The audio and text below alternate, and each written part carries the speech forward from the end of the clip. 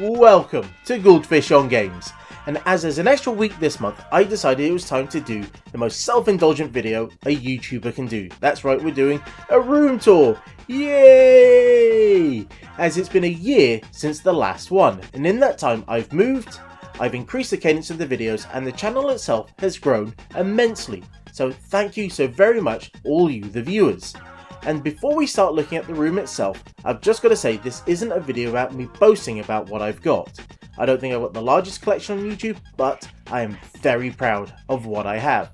And if we're lucky, you might be able to spot something that you think looks quite interesting. And that way, you can get a video of something that's cool, and I get to know exactly what you like. So let's start it off, shall we? And the first thing I think we need to do is take a quick spin around the room so we get ourselves orientated. And right now we're where pretty much all the videos end, at my main desk. And to the right of it we have a bookcase full of Amiga games, PC titles, Atari STs, there's all sorts on this bookcase. It's ended up being the emergency bookcase of where stuff goes. To the left of that is another bookcase which has mostly Amiga titles with a few machines up top. And then we have my Amiga 1200 and my Amiga 4000 pretty much next to it. Just along from that we have the Spectrum collection. Next along this desk is my Acorn collection, which includes the Acorn RISC PC600 and the BBC-B Micro. And at the very end of this desk is my retro computer station. Underneath there are my four main retro PCs. Sandwiched between the unit and the bookcase is our portable machines, and then we have the bookcases themselves, which are absolutely jam-packed full of games.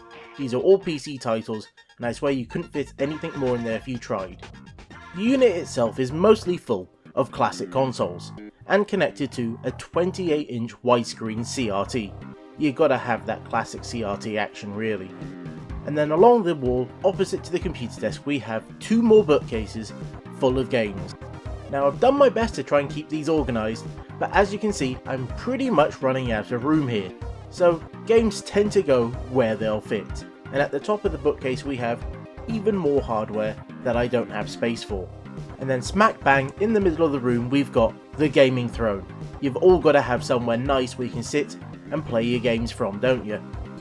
There we have it, the room as a whole. Now let's take a look at a few machines in a bit more detail. And where else can we start but with the very first computer I ever played with, which was the ZX Spectrum. And these days I have a Plus 2, a ZX Spectrum that I got back in the day, a ZX81 and a Spectrum Plus that I fixed up not too long ago. Weirdly, the ZX Spectrum wasn't actually the first computer I got, that was the Amiga. These days my Amiga 1200 is my go-to machine when I need to record stuff, which for some reason I find it a bit more easy to use than the Amiga 4000 I have, and I hate to say it, it is even better than my original Amiga 500 Plus, which I've probably put literal years into playing games on this machine. These days I do have a hard drive for it, though I don't have it all set up at the moment. Next to that we have an Amiga 500, which I got given by a very good friend of mine. And finally, we have the run to the litter, the Amiga 600. Most of my boxed original titles tend to be for the Amiga 500 Plus, mostly because that's the machine I had as a kid, though there are a few 1200 titles here and there. I've also picked up a few floppy disk boxes over the years, full of, well, unboxed games and let's just charitably say, found titles. To continue with the Amiga theme, let's jump over to the TV unit, where I've got the CD32 and the CD-TV, which I've got a bit of a soft spot for, and I've been collecting as many games as I can for it, including these big box games which just look great. And yes, that thing on top of it is a floppy drive. Next to it is the Mega Drive 1 with Mega CD 1 and 32X, which I have a few games for, though I have to admit what I'm really looking forward to these days are the new homebrew titles people are making for them, which is sat on top of one of my more recent console pickups, the 3DO, which I have a few games for, though some of them, the CDs look as if they've been used to scrape ice off a windscreen. They're terrible.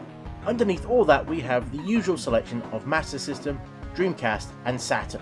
As I've not been actively searching out games for these machines, these collections haven't grown all that much, which was also the case with the Nintendo machines until just recently, where I got very lucky with a nice haul for the N64. And I'm now considering getting some of those spine labels, as there's no real good way of storing these games, at least unboxed. The SNES has a very similar problem, though thankfully most NES games still have their label. The newer platforms are at least a bit easier, as I've been able to keep those boxed. And I still come across them every so often in various charity shops. This CRT is a relatively recent purchase, as the one I had before was giving me some weird geometry issues which was really messing up the various light gun games. And talking of light guns, I've recently tried this way of storing them, as it's far easier than trying to put them in the drawer with the rest of the controllers. Continuing on the tour, we have the recently reviewed Amstrad GX4000 and my Fairchild Channel F, which I've still not fixed up. I really should do that soon. And then we have the most modern consoles in the room, the PS1, PS2 and original Xbox. Now I know this will be sacrilege to some people, but these were never my favourite consoles, and so my collections are pretty small. Though I do have to say they did come with a great range of light gun games, which has been the main thing I've been looking for. Next to the TV we can find this Tomy LCD 3D game that I've been meaning to clean up, as well as recent video stars the NC 100 and 200 and the Atari 600 XL. And if we go below that we can find another Atari machine, the 2600 Junior, which is surrounded by the machines it was designed to topple, the Pong clones. That's right, for some reason I have a whole bunch of these machines. Now it wasn't anything conscious that I wanted to go and collect them, I just kept stumbling across them, and they were cheap enough so I kept picking them up. And there's all sorts of weird and wonderful designs to them, it's amazing. There's even one that came with a light gun, and ones that had cartridges. With such a range of weird and wonderful machines, I'm having to do a video on it. I'm not sure when, but be on the lookout for it. Next up we have another machine that was featured recently, the Amstrad CPC 464. It's joined by a couple of its top of the bookcase bedfellows, the Atari ST-FM and a pair of Commodore 64s. Now I have to admit I've really not put as much time into these machines as I really should have done, as these machines were seen as the rivals during my formative years, and it's no excuse for why this shelf is so badly organised. I really just threw these in where I could, as I was running out of space. And I'm sorry to anyone that finds this to be quite disgusting, though you might want to look away as the next section is probably going to get worse as we're on to my favourite era, classic PC gaming. A number of these machines have been seen in previous videos, such as the Amstrad PPC 640 and the McAtire 486. The Pentium 1 machine hasn't been seen all that often, but it is a workhorse for my videos, as it runs DOS and Windows 95. The Windows 98 Pentium 3 has also been used, as well as the XP machine.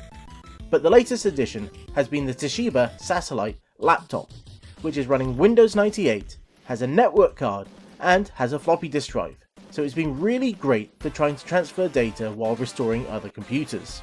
My PC collection has now grown so much that it's actually spanned across 3 different bookcases, taking up 2 shelves on the bookcase next to me, and then a small bookcase, and then a larger one. And I've really been trying to cram them in any way they can.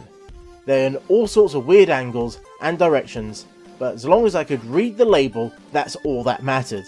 Amazingly, this all was in alphabetical order at one point, and you can actually see remnants of that here and there, but that ended when the collection got too big.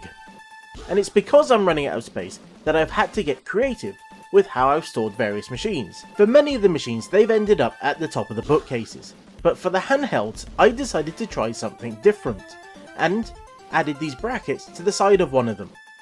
And as you can see, I now have this GP32, Game Gear and Lynx all nicely displayed. Now surprisingly, I've actually done quite well in finding boxed Game Gear and Lynx titles, though I still do have a few unboxed titles here and there. The Game Boy on the other hand is pretty much mostly unboxed, and that's because it used to travel with me everywhere. While the boxes themselves got binned, I did at least remember to keep the manuals, so I've got that at least. And with that I feel we're coming to the end of this tour.